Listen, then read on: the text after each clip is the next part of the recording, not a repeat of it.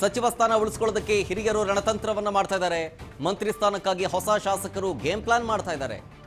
Delhi ಲೆವೆಲ್ನಲ್ಲಿ lobby ಮಾಡ್ತಾ ಇದ್ದಾರೆ ನಾಯಕರು. ಹೈಕಮಾಂಡ್ ನಾಯಕರನ್ನ ಹಿಂಗಾದ್ರೂ ಮಾಡಿ ಭೇಟಿ ಮಾಡಬೇಕು, ನನ್ನ ಸಚಿವ ಸ್ಥಾನವನ್ನ ಭದ್ರಪಡಿಸಿಕೊಳ್ಬೇಕು, ಅಥವಾ ಒಂದಷ್ಟು ಜನ ಹೊಸ ಶಾಸಕರು ತಮಗೆ ಮಂತ್ರಿಗಿರಿಯನ್ನ ಕೊಡಿಸುವಂತೆ ಪಟ್ಟು ಹಿಡಿದುಕೊಳ್ಳು. ಸಂತೋಷ್ ಲಾಡ್, KJ ಜಾರ್ಜ್, ಪ್ರಿಯಾಂಕ ಖರ್ಗೆ ನೆನೆಯಿಂದ ಡಿಲ್ಲಿಲೇ ಇದ್ದಾರೆ. ಒಂದಷ್ಟು ಜನ ಕೈ ಶಾಸಕರೆಲ್ಲರೂ ಅವರೊಟ್ಟಿಗೆ.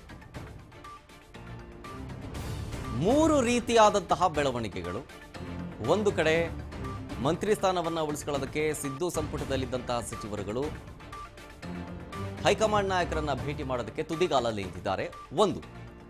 ಎರಡನೇದು, ಹಿರಿಯ ಶಾಸಕರು ತಮಗೆ ಇನ್ನೂ ಅವಕಾಶ ಸಿಕ್ಕಿಲ್ಲ, 3-4 ಬಾರಿ ಗೆದ್ದು ನಾವು ಶಾಸಕರಾಗಿ ದುಡಿದಿದ್ದೀವಿ, ಈಗಲಾದರೂ ಮಂತ್ರಿ ಸ್ಥಾನವನ್ನು ಕೊಡಿ ಅಂಥೇಳಿ ಲಾಬಿ ಮಾಡೋದಕ್ಕೂ ಕಾಯ್ತಾ ಇದ್ದಾರೆ.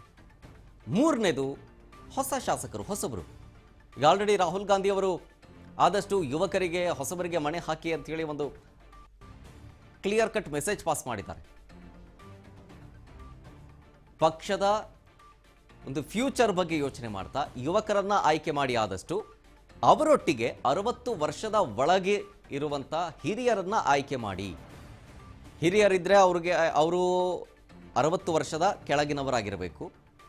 ಅವರೊಟ್ಟಿಗೆ ಹೊಸ ಶಾಸಕರನ್ನ, ಹೊಸದಾಗಿ ಆಯ್ಕೆ ಆಗಿರೋರನ್ನ, ಅದರಲ್ಲೊಂದಷ್ಟು ಜನನ ಆಯ್ಕೆ ಮಾಡಿಕೊಳ್ಳಿ. ಆದಷ್ಟು ಯುವಕರನ್ನ ಮಣೆ ಹಾಕುವಂಥ ಪ್ರಯತ್ನವನ್ನ ಮಾಡಿ ಅಂತೇಳಿ ಸೂಚನೆಯನ್ನ ಕೊಟ್ಟಿದ್ದಾರೆ ಅನ್ನೋ ಮಾತು ರಾಹುಲ್ ಗಾಂಧಿ ಅವರು.